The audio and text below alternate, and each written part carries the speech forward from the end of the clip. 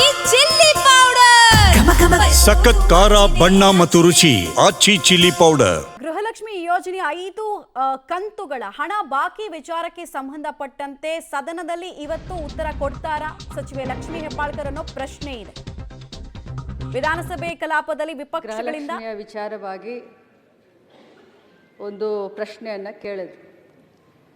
ನಾನು ಮೊನ್ನೆ ಕೂಡ ಸದನಕ್ಕೆ ಹೇಳಿದ್ದೇನೆ, ಇವತ್ತು ಕೂಡ ಅದನ್ನೇ ಹೇಳಲಿಕ್ಕೆ ಬಯಸ್ತೇನೆ. ಈ ಗೃಹಲಕ್ಷ್ಮಿ ಯೋಜನೆ ಕರ್ನಾಟಕ ರಾಜ್ಯದ 1,26,00,000 ಕುಟುಂಬದ ಯಜಮಾನಿಯರಿಗೆ ಪ್ರತಿ ತಿಂಗಳು 2,000 ರೂಪಾಯಿ DBT ಮುಖಾಂತರ, ನಾನು ಒತ್ತಿ ಹೇಳಲಿಕ್ಕೆ ಬಯಸ್ತೇನೆ, DBT ಮುಖಾಂತರ ಯಾವುದೇ ಮಧ್ಯವರ್ತಿಗಳ ಹಾವಳಿ ಇಲ್ಲದೆ ಡೈರೆಕ್ಟಾಗಿ ಅವರ ಬ್ಯಾಂಕ್ ಅಕೌಂಟ್ಗೆ ಹೋಗುವಂಥ ಒಂದು ಅತ್ಯುನ್ನತ ಒಂದು ಯೋಜನೆ.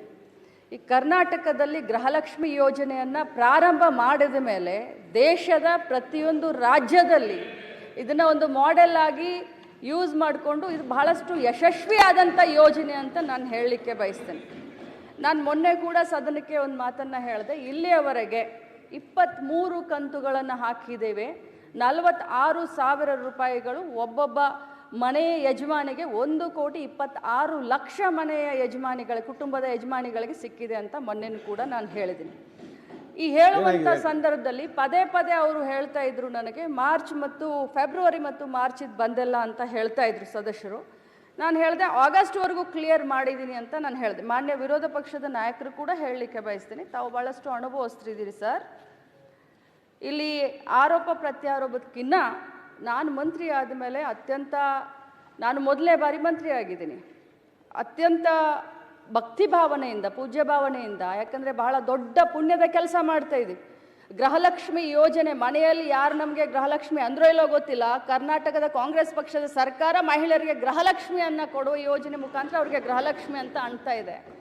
ಅವ್ರಿಗೆ ತಲುಪಿಸುವಂಥ ಕಾರ್ಯವನ್ನು ನಾವು ಮಾಡ್ತಾ ಇದ್ದೀವಿ. ಪದೇ ಫೆಬ್ರವರಿ ಮಾರ್ಚನ್ನು ಕೇಳಿದಾಗ ನನ್ನ ಮಾಹಿತಿ ಪ್ರಕಾರ ಕೊಟ್ಟಿದ್ದೀವಿ ಅನ್ನೋದು ಒಂದಿತ್ತು. ಆದರೆ ಹೋಗಿ ನಾನು ಮತ್ತೆ ವಿಚಾರಣೆ ಮಾಡಿದಾಗ ಫೆಬ್ರವರಿ ಮಾರ್ಚು ಇನ್ನೂ ಹಾಕೆಲ್ಲ ಒಂದು ಸ್ವಲ್ಪ ಹೆಚ್ಚು ಕಡಿಮೆ ಆಗಿ ಅನ್ನುವಂಥ ಮಾಹಿತಿ ನನಗೆ ಬಂತು. ಆದರೆ ಇದರ ಅರ್ಥ ಎಲ್ಲರಿಗೂ ಹೇಳಲಿಕ್ಕೆ ಬಯಸ್ತೇನೆ, ಸದನದಲ್ಲಿರುವಂಥ ಎಲ್ಲ ಸನ್ಮಾನ್ಯ ಗೌರವಾನ್ವಿತ ಸದಸ್ಯರಿಗೆ ಹೇಳಲಿಕ್ಕೆ ಬಯಸ್ತೇನೆ, ತಮಗೆಲ್ಲರಿಗೂ ತಪ್ಪು ಮಾಹಿತಿಯನ್ನು ಕೊಡೋದಾಗಲಿ ಅಥವಾ ಸದನನ ಮಿಸ್ಲೀಡ್ ಮಾಡೋದಾಗಲಿ ನನ್ನ ಉದ್ದೇಶವಿಲ್ಲ. ಯಾಕಂತಂದರೆ ಒಬ್ಬ ಜವಾಬ್ದಾರಿಯ ಸ್ಥಾನದಲ್ಲಿ ನಿಂತ್ಕೊಂಡು ಹೇಳಲಿಕ್ಕೆ ಬಯಸ್ತೀನಿ. ನನಗೆಷ್ಟು ಜವಾಬ್ದಾರಿ ಇದೆಯೋ ತಮಗೂ ಅಷ್ಟೇ ಜವಾಬ್ದಾರಿ ಇದೆ. ನಾನು ಖಂಡಿತವಾಗಲೂ ಫೈನಾನ್ಸ್ ಮಿನಿಸ್ಟ್ರು ಸಿದ್ದರಾಮಯ್ಯ ಸಾಹೇಬ್ರಿದ್ದಾರೆ, ಮುಖ್ಯಮಂತ್ರಿಗಳಿದ್ದಾರೆ, ಫೈನಾನ್ಸ್ ಡಿಪಾರ್ಟ್ಮೆಂಟ್ ಹತ್ರ ಮಾತಾಡ್ತೀವಿ. ಯಾಕೆ 2 ತಿಂಗಳದ ವ್ಯತ್ಯಯ ಆಯಿತು, ಆಗಿದ್ದರೆ ಅದನ್ನು ಮಾತಾಡಿ ಆದಷ್ಟು ಶೀಘ್ರದಲ್ಲೇ, ಮೊನ್ನೆ ಹೌಸ್ನಲ್ಲಿ ಮುಖ್ಯಮಂತ್ರಿಗಳು ಕೂಡ ಹೇಳಿದ್ದಾರೆ, ಅದನ್ನು ಆಗಲಿಲ್ಲ ಅಂತಂದರೆ ಶೀಘ್ರದಲ್ಲಿ ಮಾಡ್ತೀವಿ. ಬಟ್ ಇದರ ಅರ್ಥ ಆ ದುಡ್ಡನ್ನು ಬೇರೆ ಕಡೆ ಡೈವರ್ಟ್ ಆಯಿತು, ಅದಾಯಿತು ಇದಾಯಿತು ಅಂತಲ್ಲ. ಬಟ್ ಒಂದೇ ಮಾತನ್ನು ಹೇಳ್ತೀನಿ, 2 ತಿಂಗಳದ್ದು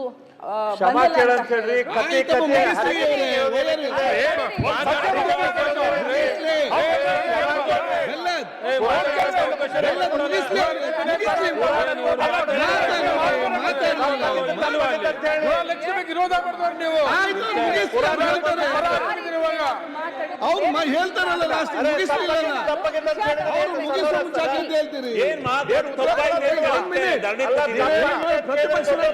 ಮಾತಾಡ್ತಾರೆ.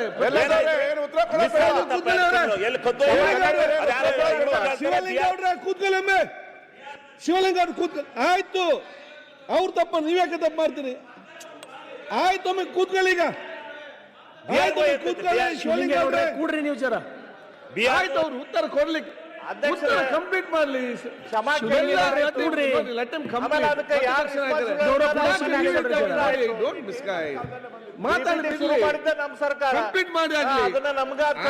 ನೋಡಿ, ಅವರು ಬಂದು ಉತ್ತರ ಕೊಡ್ತಾ ಇದ್ದಾರೆ, ಉತ್ತರ ಕರೆಕ್ಟ್ ಕೇಳಿ, ಆಮೇಲೆ ಮತ್ತೆ ಹೆಚ್ಚು ಮಾತಾಡಿ. ನಿಮ್ಗೆ ಪುರಾಣ ಬೇಡ ಆಗ್ತದ? ಆಯ್ತು, ಈಗ ಒಂದ್ ಸೆಕೆಂಡ್ ಮಾತಾಡ್ಲಿ. ಆಯ್ತು, ಕೂತ್ಕೊಳ್ಳಿ ಮೈ. Completed my this one. ನಾನು ಇಂಟೆನ್ಷನಲಿ ನಮಗೆ ಈ ಒಂದು ಸದನವನ್ನು ಮಿಸ್ಲೀಡ್ ಮಾಡುವಂಥ ಇಂಟೆನ್ಷನ್ ಇರಲಿಲ್ಲ. ಆದರೆ ನಾನು ಹೋಗಿ ಚೆಕ್ ಮಾಡಿದಾಗ 2 ತಿಂಗಳದ ಹೆಚ್ಚು ಕಡಿಮೆ ಆಗಿದೆ ಅನ್ನೋದು ಗೊತ್ತಾಯಿತು. ಅದನ್ನು ಮುಂದಿನ ದಿನದಲ್ಲಿ ನಾನು ಸರಿ ಮಾಡ್ತೀನಿ. ನನ್ನ ಮಾತಿನಿಂದ ಯಾರ್ದಾದ್ರೂ ಭಾವನೆಗೆ ಇದಾಗಿದ್ರೆ ನಾನು ವಿಷಾದವನ್ನು ವ್ಯಕ್ತಪಡಿಸ್ತೀನಿ. ಸನ್ಮಾನ್ಯ ಅಧ್ಯಕ್ಷರೇ ನೋಡಿ, ಇಲ್ಲಿ ಸದನಕ್ಕೆ ತಪ್ಪುದಾರಿ ಕೊಟ್ಟಿರೋದು ಸ್ಪಷ್ಟ ಆಯ್ತು. ಅವರೇ ಹೇಳಿದ್ದಾರೆ ನನಗೆ ಆಯ್ತು. ಅಧಿಕಾರಿಗಳು ತಪ್ಪು ಮಾಹಿತಿ ಕೊಟ್ಟಿದ್ದಾರೆ, ನಾನು enquiry ಮಾಡ್ತಾರೆ, ಹೇಳಿದ್ದೀನಿ. finance ಹೇಳ್ಬೇಕಲ್ಲ, ತಪ್ಪಾಗಿದೆ ಅಂತ ಹೇಳ್ಬೇಕಲ್ಲ ಸರ್. ಎಲ್ಲಿ ಹೇಳಿದ್ರು ನಿಮ್ಗೆ ಯಾರಾದ್ರೂ?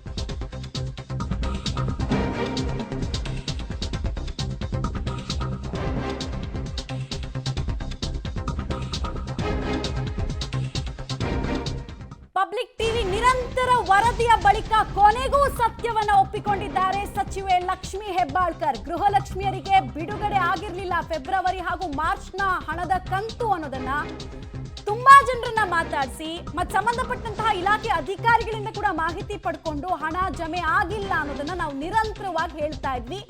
ನಮ್ಮ ವರದಿ ನಿಜವಾಗಿದೆ. ವರದಿಯಲ್ಲಿ ಸತ್ವ ಇದ್ದಿದ್ದನ್ನ ಸ್ವತಃ ಸಚಿವೆಯೇ ಒಪ್ಕೊಂಡಿದ್ದಾರೆ. ತಪ್ಪಾಗಿದೆ, ಮುಂದೆ ಈ ರೀತಿ ಆಗದಂತೆ ನೋಡ್ಕೊಳ್ತೇನೆ ಅಂತ ವಿಧಾನಸಭೆಯಲ್ಲಿ ವಿಷಾದವನ್ನ ವ್ಯಕ್ತಪಡಿಸಿದ್ದಾರೆ ಲಕ್ಷ್ಮಿ ಹೆಬ್ಬಾಳ್ಕರ್. ಸಚಿವೆ ಕ್ಷಮೆ ಕೇಳಿದ್ದಾರೆ, ತಪ್ಪಾಗಿದೆ ಅಂತ ಹೇಳ್ತಿದ್ದಾರೆ, ವಿಷಾದಿಸ್ತೀನಿ ನಾನು ಅಂತ ಕೂಡ ತಿಳಿಸಿದ್ರು. ತಾವು ಅನುಕೂಲಿಸಿದ್ರಿ. ಈ ಸಂದರ್ಭದೊಳಗೆ ಅವ್ರು ಏನೇನು ಶಬ್ದ ಹೇಳಿದ್ರು ಅದನ್ನು ಅವರು ಗಮನಿಸಿದರು. ವಿಷಾದ ವ್ಯಕ್ತ ಮಾಡುವಂಥ ಅವರ ನುಡಿಗಳನ್ನು ನೀವು ಕೇಳಿದ್ದೀರಿ. ಅದು ಏನು ಸ್ಪೀಕರ್ ಇದ್ದಾರೆ, ನಮ್ಮ ಕಿವಿಗೆ ಕೇಳ್ಯಾವು. ಇದು ಉದ್ದೇಶಪೂರ್ವಕಲ್ಲ ಅಧ್ಯಕ್ಷರು, ಇದು ಕೇಳಲಿಲ್ಲ ಅಂದ್ರೆ ಅಲ್ಲ ಈ ಗೃಹಲಕ್ಷ್ಮಿ ಆಯ್ತು, ಈ ಸ್ಥಳೀಯ ಸಂಸ್ಥೆಗಳ 15 ಕರೆಂಟ್ ಬಿಲ್ ಕೊಟ್ಟಿಲ್ಲ. ಮತ್ತೆ ಮಾತಾಡಿ, ನೀವು ಮಾತಾಡಿ, ಇದು ಮುಗಿಲಿ, ಮತ್ತೆ ಮಾತಾಡಿದಲ್ಲ. ಆ ಮಾತನ್ನ ಅವರು ಹೇಳಿದ್ರು. ಅದಕ್ಕೆ ಈ ವಿಷಯ ಇಲ್ಲಿಗೆ ಮುಗಿಸಿ ಮುಂದಿನ ವಿಷಯ ಮೊನ್ನೆ ಅಧ್ಯಕ್ಷರೇ ಮಹೇಶ್ ತೆಂಗಿನಕಾಯಿ ಅವರು ಕೇಳಿದ ಪ್ರಶ್ನೆಗೆ ಸದನದಲ್ಲಿ ಅವತ್ತು ಅವ್ರು ಕೊಟ್ಟಿರುವಂಥ ಉತ್ತರ ತಪ್ಪಿತ್ತು ಅನ್ನುವಂಥದ್ದು ನಂತರದ ನಮಗೆ ಬಂದಿರುವಂಥ ದಾಖಲೆಗಳ ಮುಖಾಂತರ ನಿಮ್ಗೆ ಗಮನಕ್ಕೆ ತಂದಿದ್ದೀವಿ. ಇವತ್ತು ಅವ್ರು ಅದನ್ನು ನನ್ನ ಉದ್ದೇಶಪೂರ್ವಕವಾಗಿ ಅಲ್ಲ ಕೊಟ್ಟಿದ್ದು ಅನ್ನೋದನ್ನು ಕೂಡ ಅವರೇ ಮಾಡಿದ್ದಾರೆ. ಪದೇ ಪದೇ ಗೃಹಲಕ್ಷ್ಮಿ ಯೋಜನೆ ಭಾಳ ಒಳ್ಳೆಯ ಯೋಜನೆ, ಇದು ನಾವು ಒಪ್ಕೊಂಡು ನಾವೇನಿಲ್ಲ ಅಂತ ನಾನು ಹೇಳಲಿಲ್ಲ. 2 ತಿಂಗಳು ಆಗಸ್ಟ್ ತನಕ ಕೊಟ್ಟಿದ್ದೀವಿ ಅಂತ ಒಬ್ಬರು ಸಚಿವರು ಮತ್ತು ಮುಖ್ಯಮಂತ್ರಿಗಳು ಸ್ವತಃ ಒಪ್ಕೊಂಡ್ರು, ಆಗಸ್ಟ್ ತನಕ ಕೊಟ್ಟಿದ್ದೀವಿ ಅಂತ. ನಂತರ ಮತ್ತೆ ಕರೆಕ್ಷನ್ ಮಾಡ್ಕೊಳ್ತಾ ಇರೋದೇನು ಅಂತಂದ್ರೆ, ಇಲ್ಲ ಆಗಸ್ಟ್ ಫೆಬ್ರವರಿ ಮತ್ತು ಮಾರ್ಚ್ ಆಗಿಲ್ಲ ಅಂದ್ರೆ ನಾವು ಕೊಡ್ತೀವಿ ಅನ್ನುವಂಥ ಮಾತನ್ನು ಹೇಳ್ತಾ ಇದ್ದಾರೆ. ನಾವು ಅವತ್ತಿನಿಂದ ಇವತ್ತಿನ ತನಕ ಹೇಳ್ತಾ ಇರೋದು, ನೀವು ಗ್ಯಾರಂಟಿ ಯೋಜನೆಗಳನ್ನ ಘೋಷಣೆ ಮಾಡಿದಿರಿ, ಆದರೆ ಸರಿಯಾದ ಸಮಯಕ್ಕೆ ಯಾವುದನ್ನು ಕೂಡ ತಲುಪಿಸ್ಲಿಕ್ಕೆ ಆಗ್ತಾ ಇಲ್ಲ, ಸರ್ಕಾರ ದಿವಾಳಿ ಆಗಿದೆ, ಆ ಕಾರಣಕ್ಕೆ ಇದನ್ನು ಕೊಡ್ತಿಲ್ಲ ಅನ್ನೋದನ್ನ ಹೇಳಿ. ನೀವು 3 ದಿನ ಮಾರ್ಚ್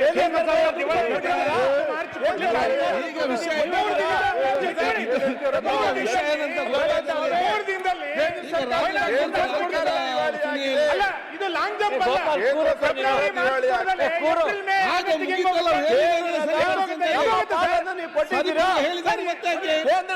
ನಮಗೆ ಇನ್ನೂ ಫೆಬ್ರವರಿ ಮಾರ್ಚ್ ಕೊಡದಲೆ ಏಪ್ರಿಲ್ ಮೆತ್ತೆ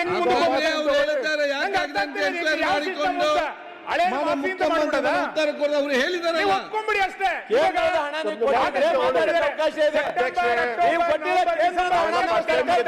ಕ್ವಶನ್ ಇದೆ ಮಾಡ್ತಾ ಇದ್ದಾರೆ. ನಿಮಿಷ ಕೂತ್ಕೊಳ್ಳಿ. ಅಲ್ಲ, ನೀವು ಸದನಕ್ಕೆ ಬಂದು ಅಧ್ಯಕ್ಷರೇ ಸದನಕ್ಕೆ ಬಂದು ಹೌದು 2 ತಿಂಗಳು ನಮ್ಗೆ ಹಾಕಿರ್ಲಿಲ್ಲ, ನಾನು ಇವತ್ತು ಹಾಕಿ ಸದನಕ್ಕೆ ಬಂದಿದ್ದೀನಿ ಅಂತ ಹೇಳಿದ್ರೆ ನಾವು ಮೆಚ್ಕೋತಾ ಇದ್ವಿ. ನೀವು ಅದನ್ನು ಹಾಕ್ಲಿಲ್ಲ, ಈಗ ಸುಮ್ನೆ ಹಿಂಗೆ ಹೇಳಿರಿ ಏನ್ ಅರ್ಥ ಇದೆ? ಅದಕ್ಕೆ ನಾವು ತೀರ್ಮಾನಕ್ಕೆ ಬಂದಿದ್ದೀವಿ, ಈ ಸರ್ಕಾರ ನ್ಯಾಯ ಕೊಡ್ತಾ ಇಲ್ಲ ಅನ್ನೋದನ್ನ ಸ್ಪಷ್ಟ ಮಾಡಿ ನಾವು ಸುಮ್ನೆ ಒಪ್ಕೊಂಡ್ಬಿಡ್ತೀವಿ.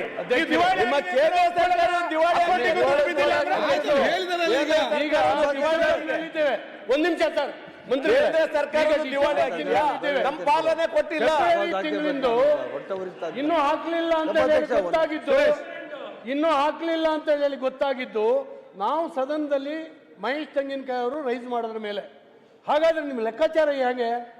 ನಿಮ್ಮ ಅಧಿಕಾರಿಗಳಿಗೆ ಇದು ಗೊತ್ತಿಲ್ವಾ? ಅದನ್ನ ಎನ್ಕ್ವೈರಿ ಮಾಡ್ತಾರೆ. ಮಂತ್ರಿಗಳ ಬಾಯಲ್ಲಿ ಸದನಕ್ಕೆ ಸುಳ್ಳು ಹೇಳಿಸ್ತಾರೆ ಅಂತ ಹೇಳಿದ್ರೆ ಆ ಅಧಿಕಾರಿ ಸಾಕ್ ಬಿಡ್ರಿ. ಅಧಿಕಾರಿಯರ ಮಾತು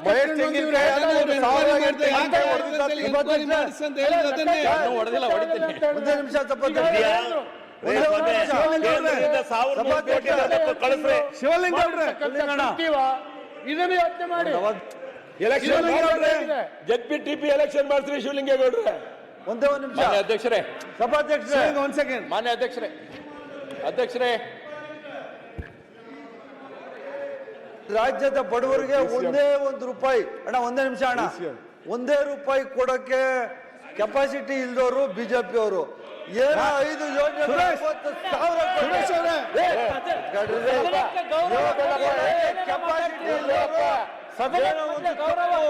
ಮಾಹಿತಿ ಅವರು ಏನಾಯ್ತು ಬೇರೆ ಏನು ಮಾತಾಡ್ತಿಲ್ಲ. ಅಲ್ಲ ನಾನು ಉಪಮುಖ್ಯಮಂತ್ರಿಗಳು ಕೇಳ್ತೀನಿ ಒಂದ್ ನಿಮಿಷ ಅಣ್ಣ, ಕೇಳ್ಬೇಕಣ್ಣ ಅವ್ರನ್ನ. ಏನ್ ಗೊತ್ತಿಲ್ಲ. 1 ರೂಪಾಯಿ ಕೊಟ್ಟಿಲ್ಲ ನಿಮ್ ಸಾಮಾನ್ಯರಿಗೆ, ಒಬ್ಬ ಬಡವರಿಗೆ 100 ರೂಪಾಯಿ ಕೊಟ್ಟಿಲ್ಲ. ಸುರೇಶ್ ಅವರೇ, 1 ಕೆಜಿ ಅಕ್ಕಿ ಕೊಟ್ಟಿಲ್ಲ, 1 ರೂಪಾಯಿ ಕೊಟ್ಟಿಲ್ಲ. ಸುರೇಶ್ 1 ರೂಪಾಯಿ ಕೊಟ್ಟಿಲ್ಲ. ಏನೋ ಹೆಣ್ಣುಗಳು ಏನು ನಿಮ್ ಯೋಗ್ಯತೆ